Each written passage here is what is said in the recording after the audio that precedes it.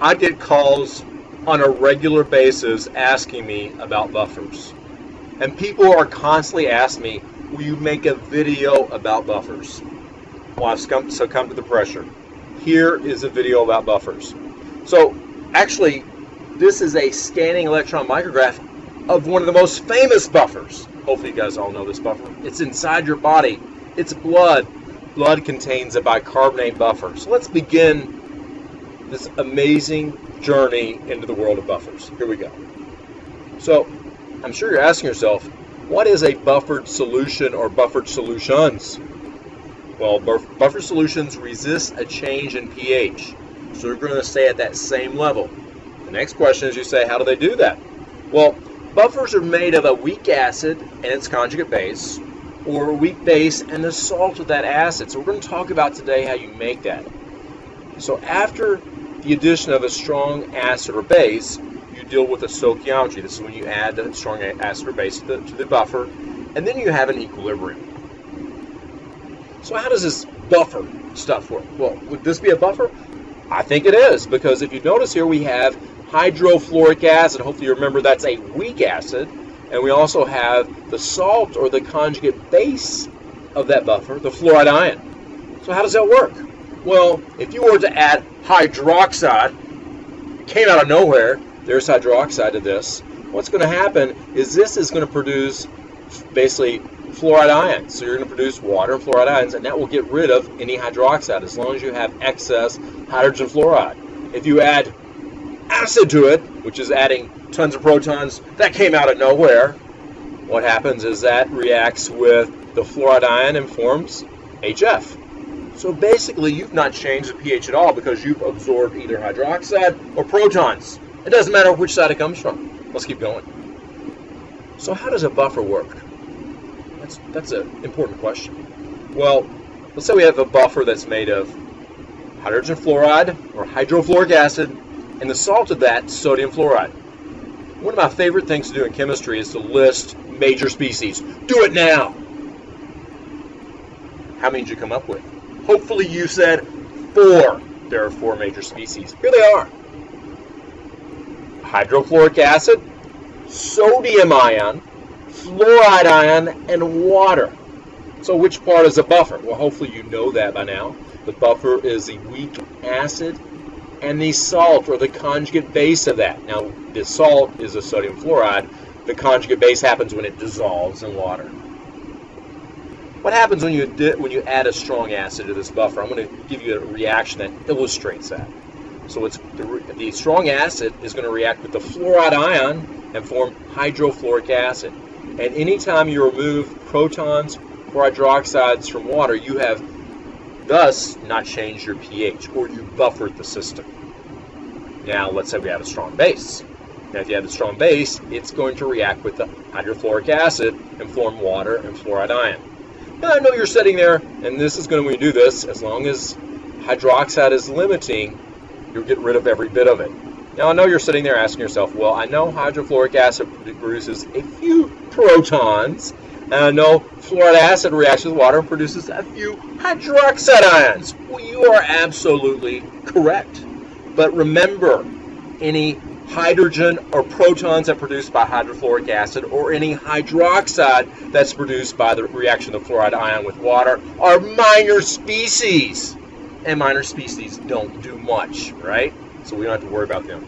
So they change the pH maybe a little bit, but not drastically. So that's how a buffer works. This is pretty exciting. Let's keep going. So how does a buffer work? Well, you add the hydroxide, and the hydroxide is basically replaced by an anion, or the conjugate base, and basically doesn't change the pH very much. So is the following a buffer? Wow, I want to know. So a solution made of acetic acid and sodium acetate. Well, I believe that is a weak acid, and I think that's a salt of the weak acid, which has its conjugate base. So it should be. Let's just list the major species, because I love listing major species. How many do you think there are? Hopefully you said 4. Let's see. We have acetic acid. It is not split up because it's a weak acid. We have the acetate ion, the sodium ion, and water. So the buffering part is the acetic acid, which combines with hydroxide, or the acetate ion, which is right here, which combines with a proton. So this is an excellent buffer. And so you put it in there, you get the pH, and the pH just changes a little bit. Doesn't change a lot, it changes a little bit. All right, let's keep going. So how does a buffer work? This is basically what we just said. It changes the hydroxide to the anion, so it doesn't change the pH very much. So how do you make a buffer? I'm going to give you, back up, how do you make a buffer? I'm going to give you 6 ways to make a buffer. Let's go over the first 2. You mix a weak acid and a salt. We just talked about that. I bet you can guess the second one. You mix a weak base and it's salt.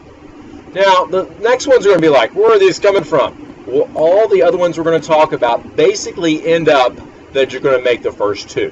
Because you're going to have a reaction and then you're going to end up with either 1 or 2. So let's see what you're talking about. So we're going to add excess weak acid and strong base. We're going to list the major species because you know I like doing that, and I'm going to show you how this works.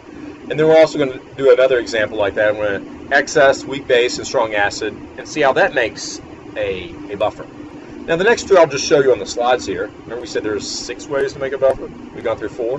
Number 5, excess salt of the weak acid and the strong acid. Now the strong acid has to be limiting. So what happens is you add the strong acid, like hydrochloric acid, to sodium fluoride, and those protons from the strong acid form hydrofluoric acid, and then the fluoride ions they should be in excess, and then the protons should be used up because that's limiting. So at the end, wow, we have a buffer.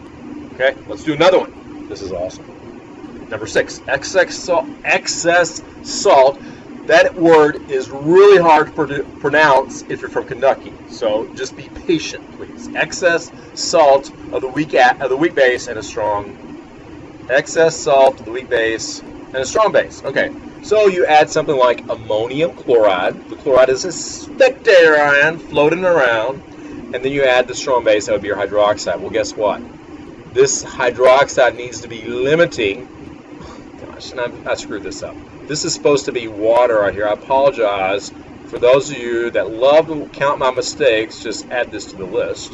All right, so hydroxide is going to be used up. It's limiting. And at the end, you have a buffer. You have a weak base and basically the acid that goes that way, weak base. So yet another way to make a buffer. I said 6 ways to make buffers. Let's go over 3 and 4 and a visual representation. So let's say these are our major species. We've got acetic acid, and then we add the strong base, sodium hydroxide, and water. So what happens, you know the deal here, sodium hydroxide is going to react with acetic acid and form, guess what? Acetate ions. So as long as this sodium hydroxide is limiting and is used up completely, you will end up with a buffer. The major species you end up with are, bam, there they are. No sodium hydroxide disappeared. All the hydroxide reacted with the acetic acid and produced the acetate ions, and so that's a part that absorbs the protons or the acid, and then the base would be absorbed by the acetic acid. So that's one way to make a buffer. Let's go. That's the acid route. Got to be careful when you're pronouncing that word, acid. And now we're going to go the base route. Let's do that. So the base route, we have the major species. We've got a strong acid here. Watch out, strong acid. And we've got ammonia. And so what happens? A proton from the strong acid is going to react with ammonia. And I think you know what it's going to form. Watch out, this is going to happen very quickly. Whoa, there it did. You're going to form ammonium. So now we have the acid form which is the acid that goes with this weak base. And so now we have a weak base and its conjugate acid. So we have a buffer. A buffer. That's fabulous. All right, last thing. And now we've talked about that. And this shows what happens when you add protons. Basically produce a little bit more of the weak acid. When you add hydroxides, basically produce a little bit more of the conjugate base. But notice we have no more hydroxide or no more protons because these are limiting. All right, so next. This is an awesome equation. This is a Henderson-Hausbach. This is awesome because you do not ever have to convert to molarity. I know it says the brackets, which mean molarity the way it's written there, but you can use, it's a ratio. So you can use moles, you can use one of my personal favorites, millimoles, or you can use concentrations. That's so old school, but you can use any of those. Let me show you some examples. So let's say you have a buffer system that you have the acid as 5 molar and the base as 3 molar. So you have a 3 to 5 ratio, so that's 0.6. Let's say you're a little bit short on cash, and so you had to dilute it quite a bit, and so you have a 0.05 and a 0.3 ratio.